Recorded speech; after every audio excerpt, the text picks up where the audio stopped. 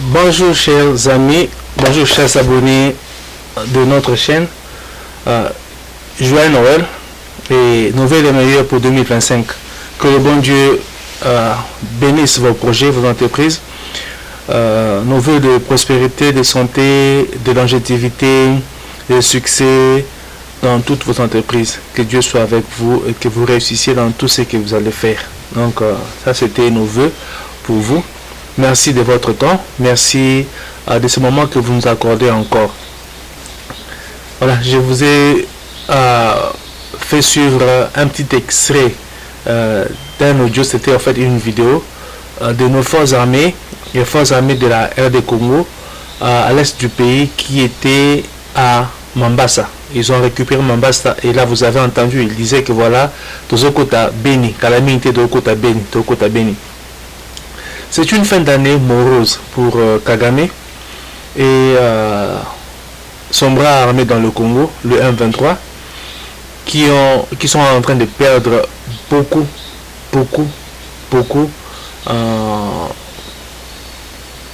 de terrain, de territoire, et aussi ils subissent beaucoup de pertes humaines et aussi en logistique, en matériel. Nos forces armées sont vraiment déterminées à récupérer tous les territoires contrôlés. Des fois, certains Congolais se posent beaucoup de questions avec raison. Quand est-ce que la guerre prendrait tel frein et quand est-ce que nous allons récupérer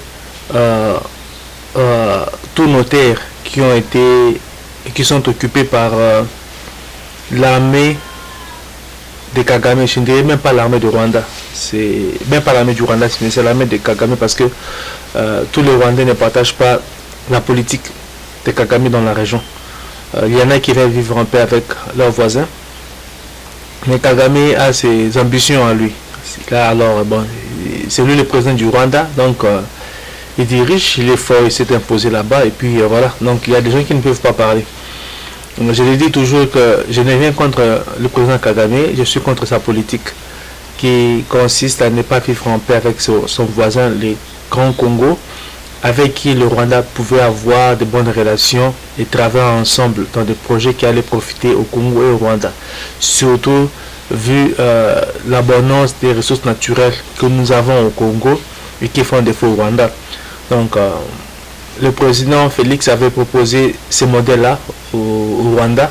Ça avait marché au début et puis je pense que Paul Kagame ne tirait pas profit du Congo comme il le faisait avant. Donc il a décidé de faire parler les armes. Donc il a activé le M23.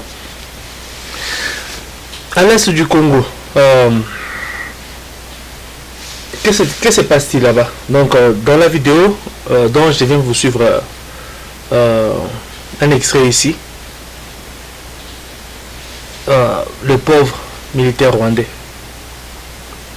beaucoup ont perdu la vie et ça c'est pour des intérêts égoïstes d'un régime. Leurs parents ne les verront plus, leurs amis, leurs connaissances ne les verront plus. Et selon ce que nous avons appris, c'est que quand ils perdent la vie comme ça au Congo, l'armée fait le corps des Rwandais, des militaires rwandais récupérés et ramenés au Rwanda, mais les autres mercenaires là, leurs corps sont abandonnés au Congo. Donc c'est dommage. Et là nous apprenons qu'il y a des Congolais qui sont utilisés comme chair à canon par l'M23. On leur fait porter les uniformes de l'armée rwandaise et puis on les envoie au front. Donc ce sont eux qui risquent de récolter les balles, donc d'être atteint par les balles de nos vaillants combattants et puis de nos compatriotes Wazalendo. Bon, espérons qu'ils arriveront à s'échapper et que nous allons faire la différence entre eux et puis ceux qui nous font réellement la guerre.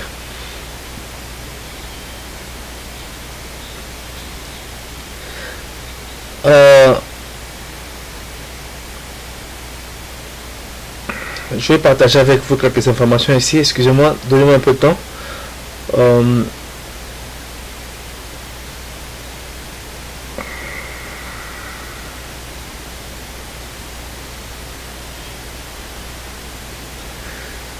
Nous avons un nouveau général nommé à la 3e zone de défense, le général Pacifique, Masunzu, et selon les propos qui lui sont attribués, le général dit fier de relayer nos victoires très différemment des jours passés,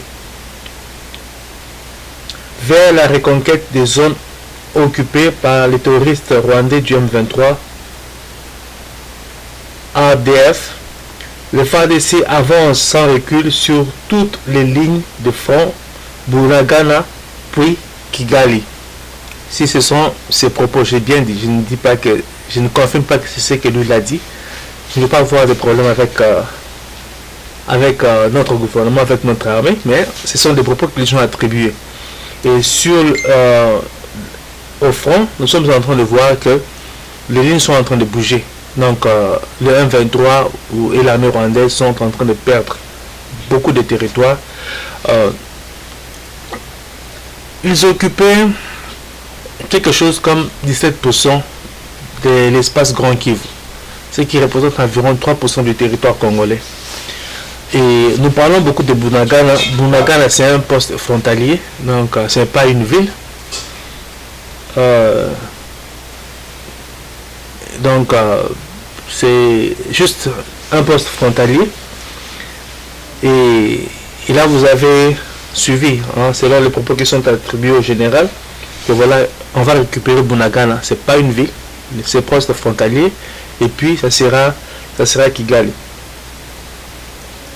Le président a appelé à un changement de régime au Rwanda. Il l'a fait publiquement. Paul Kagame l'a dit à plusieurs reprises. Ça, c'était l'une des raisons pour laquelle la rencontre de Luanda n'avait pas eu lieu. Donc il y avait le dialogue avec la M23 que le gouvernement avait refusé, et puis d'autres choses comme ces propos du président Félix qui appelait à un changement de régime au Rwanda. Donc le Rwanda n'avait pas aimé ça. Et parlons de Luanda. En fait, il y a deux processus de pacification du pays. Il y a le processus de Nairobi et puis celui de Luanda. Celui de Luanda, initié par l'Union africaine, c'est pour régler le problème entre le Rwanda et le Congo. Alors que celui de Nairobi, c'est pour régler le problème des groupes armés qui sévissent à l'est du Congo, y compris le M23. Les choses se passaient bien jusqu'à ce que le M23 se retire du processus et prenne les armes. Et pour demander un dialogue spécial avec lui, ce que le gouvernement refuse. Le gouvernement veut traiter la question du M23 à Nairobi avec tous les autres groupes armés, donc ne pas donner au M23 un statut spécial. Donc le gouvernement est très triste sur ce sujet-là. Donc il n'y aura pas de dialogue avec le M23. Le président l'a précisé à plusieurs reprises. Si c'est une exigence du Rwanda, je pense que le gouvernement ne le fera pas, parce que ça a été clair là-dessus. Et puis pourquoi des officiels rwandais vont-ils demander au gouvernement congolais de dialoguer avec le M23? Donc ils se font porte-parole du M23. Donc ils confirment que le M23 c'est un instrument du Rwanda pour déstabiliser le Congo.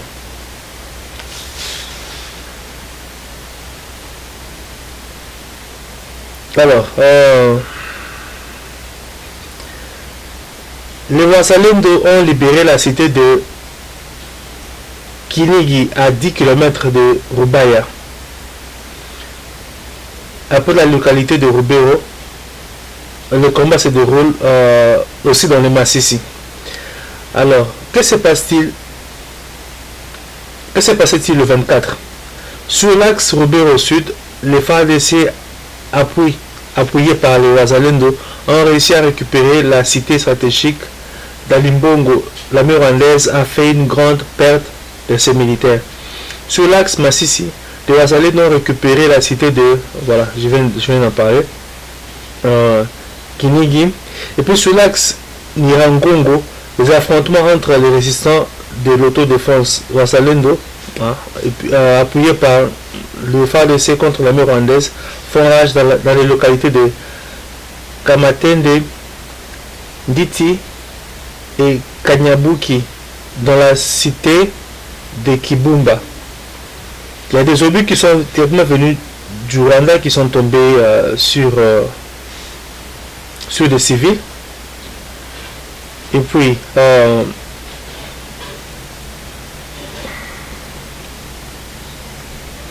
voilà, donc ça c'est ce qui se passe à l'est du Congo en ce moment-ci. Le Rwanda est en train de beaucoup perdre. Pourquoi le Rwanda serait-il en train de perdre en ce moment-ci? Je reviens sur l'histoire du corridor de Lobito. Je vous disais que c'était le début de la fin de la guerre. Pourquoi? Parce que ceux qui achetaient les minéraux via le Rwanda, c'est aussi eux qui se retrouvent dans ces projets-là. Donc le chemin de fer qui doit arriver jusque dans le Kivu pour l'exploitation des minéraux qui se retrouvent dans cette région-là. Donc si ce chemin de fer doit arriver dans le Kivu pour que les minéraux soient exportés,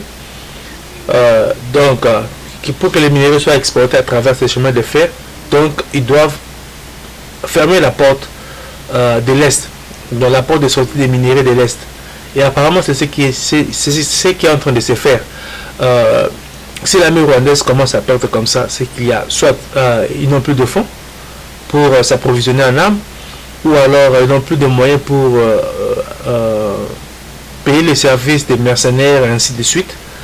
Donc ça doit vraiment être compliqué pour eux. Et nous apprenons aussi qu'ils sont en train de faire pression sur le Rwanda pour que le dialogue reprenne. La rencontre de Luanda ait lieu. Je vous disais que ça c'était une porte de sortie honorable qui avait été ouverte pour Kagame. Signer cessez-le-feu avec le Congo pour dire qu'il n'a pas été battu sur terrain. Mais avec les pertes qui sont en train d'enregistrer maintenant, même s'il va faire un cessez-le-feu, on va dire que c'est parce que sur terrain déjà ils étaient en train de commettre ils étaient en train de subir beaucoup de pertes. Donc pour éviter que ça soit une défaite catastrophique, ils vont maintenant signer un cessez-le-feu. Donc c'était vraiment un rendez-vous en or que Kagame a manqué, malheureusement pour lui. Et si le gouvernement américain s'engage officiellement vers l'ouest du Congo, donc il y a beaucoup de problèmes maintenant pour ce qui se passe dans l'est du Congo, puisque en fait s'il y a des concurrents par rapport au projet américain d'exploiter les minéraux à travers l'est, à travers l'ouest, le gouvernement américain peut se servir du fait que qu'il y ait des plaintes à l'est concernant l'est du Congo, comme quoi les minéraux sortent du Congo pour aller au Rwanda avec le génocide du Congo, pour imposer des sanctions à toutes les sociétés ou à toutes les personnes qui sont impliquées dans ces trafics de minéraux à l'est du Congo. Donc tous ces gens-là doivent quitter l'est du Congo et passer par l'ouest. Donc c'est ce qui est en train de se faire maintenant. Et on aurait aussi appris que le pasteur Ngoyi Mulunda serait arrêté. Il est au maire. Il est dans les mains des sachants de l'ANER. C'est ce que nous avons appris. Et nous avons il y a un communiqué de sa femme. Je vais le lire. Attribué à sa femme. Bon. Je vais le lire. C'est en anglais, ou bien moi je vais juste vous dire ce qui se passe. Ça s'est passé le 18. Donc il dit que les services d'immigration zambiens avaient mis la main sur le pasteur Mulunda, et qui était pourtant un réfugié en statut, qui avait un statut de réfugié reconnu en Zambie, et puis il avait été livré au service antiterroriste zambien. S'il avait été livré au service antiterroriste zambien, c'est qu'il était impliqué dans des pratiques terroristes. Il y a quelques semaines, c'était juste après la rencontre de Lobito qui avait raté. Non, la rencontre de Lobito, bien sûr. On avait appris que la RDC avait envoyé une force spéciale opérer en Zambie et qu'ils avaient arrêté certains Congolais qui s'étaient affiliés au M23. Donc je me demande si le pasteur Ngoïmounda, c'était aussi affilié au M23, donc il faisait partie de ces gens qui ont été arrêtés. Certains bruits disaient que même le général John Numbi avait aussi été arrêté. Donc, non, on n'en sait pas trop là-dessus. Donc, il a été arrêté, ça c'est selon sa femme, par le service de migration qu'il avait livré au service antiterroriste. Et maintenant, on apprend que voilà, il est aux mains de l'ANER. S'il était vraiment impliqué dans une histoire de complot contre la RDC, c'est vraiment regrettable que les Congolais puissent continuer à faire à comploter contre leur propre pays. C'est vraiment dommage. Alors aujourd'hui, dimanche 25 décembre, que se passe-t-il?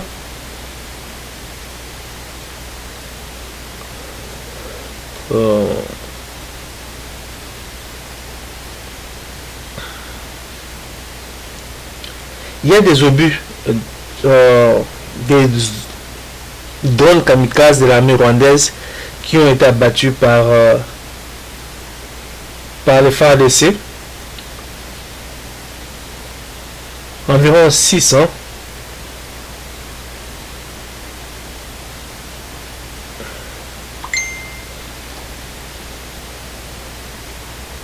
Environ 6.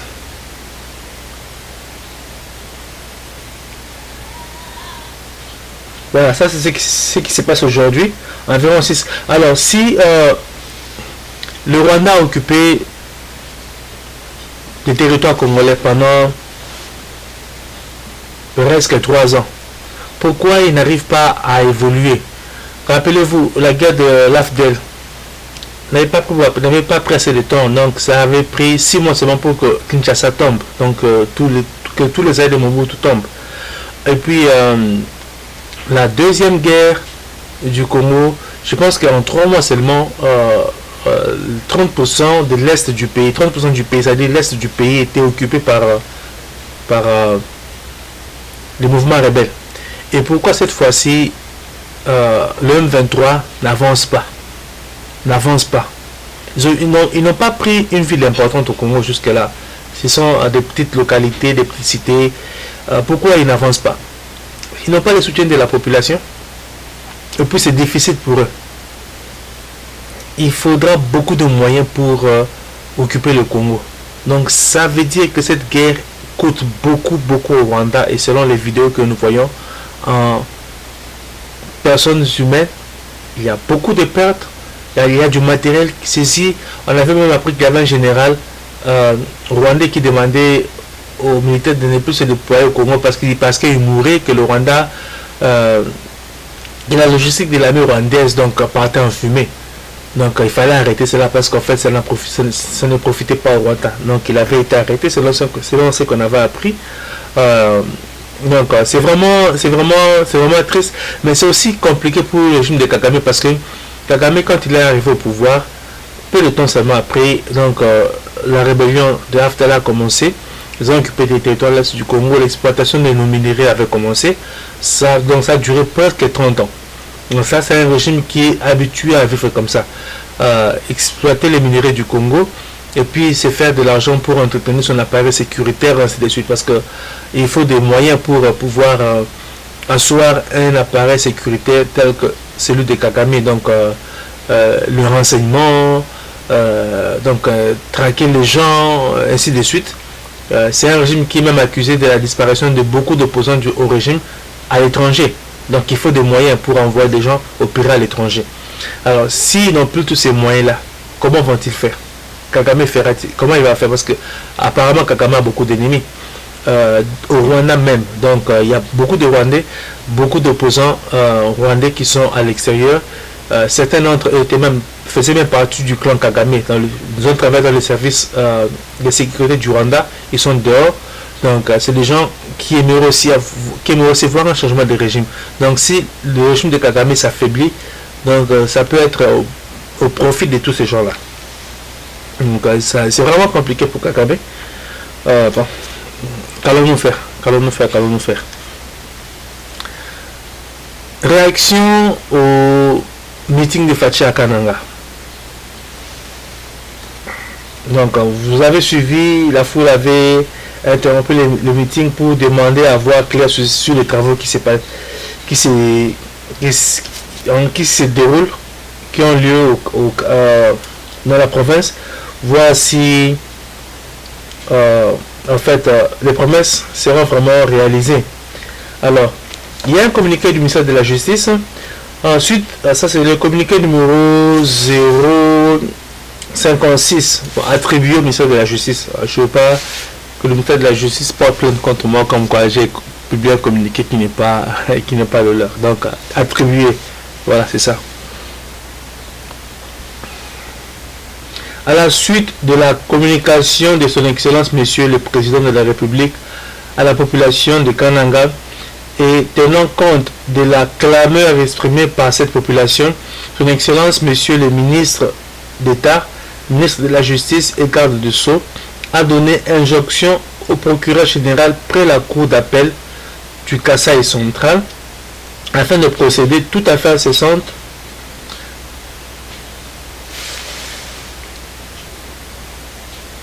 à l'ouverture des enquêtes, poursuites et arrestations, si l'échec, à l'égard des auteurs présumés des détournements de fonds destinés à la réalisation des ouvrages publics dans cette province, tels que les routes, les fourrages, l'éclairage public et autres. Ces investigations concernent les responsables provinciaux de BCECO, des SAFRIMEX, Régie des eaux et autres entités publiques ou privées impliquées. L'injonction a également été donnée pour poursuivre et arrêter éventuellement les responsables provinciaux de l'office de route et de l'office de voirie et drainage impliqués dans le détournement de la somme de 1 390 000 $ américains destinés à la lutte contre les érosions dans la cité de Beneleka. Voilà. Le ministre d'État, le ministre de la Justice, Monsieur Constant Mutamba, en tout cas un bon lieutenant du président Fachi. Je pense que si le président avait beaucoup de collaborateurs comme lui, comme Gilles Alinguet et comme Nicolas Kassadi, que certains veulent salir maintenant, donc les choses auraient beaucoup changé au Congo. Beaucoup changé au Congo. Ça, c'est un bon lieutenant. Et Fachi, c'est un président qui est très reconnaissant. Je vous donne un exemple. Quel était le poids politique de Sam Malukonde pour qu'il devienne Premier ministre au Congo? Il n'y a pas beaucoup de poids politique. Le président a fait de lui Premier ministre au Congo. Donc, je suis fier puisqu'en fait, il est de notre génération.